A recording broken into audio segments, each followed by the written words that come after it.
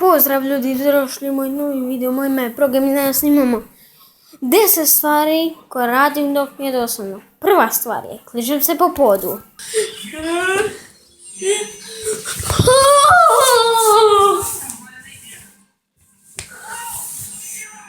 Nije.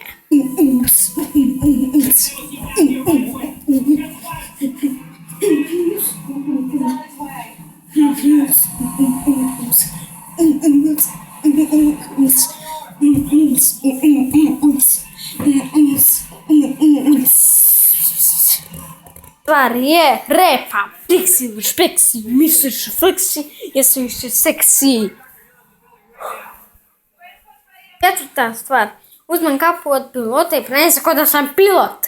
Sam pilot, ja sam pilot, ja sam pilot, ja sam pilot, ja sam pilot.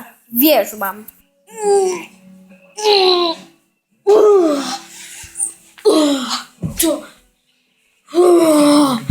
Kako sam se namučio. Ajde, hakiraj ga. Ajde.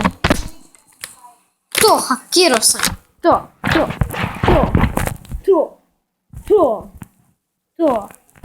Sedma stvar. Uvijek se pravim ko da perem zube.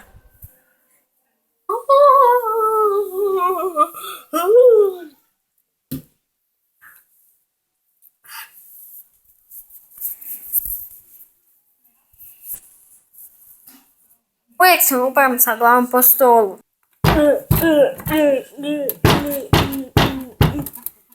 Što boli glava. Pravim se god da pišem.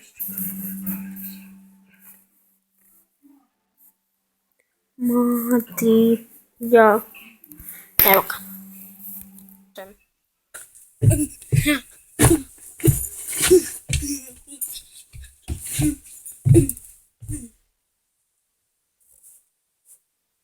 Ljudi, to je to što se tiče ove epizode. Hvala što ste pogledali ovaj video. Vidimo se vrlo uskoro. I zaboravio sam reći, pozdravljam Patrika Plazika i Marka Plazika. To je to što se tiče ove epizode. Hvala što ste pogledali ovaj video i vidimo se vrlo uskoro. Pozdrav!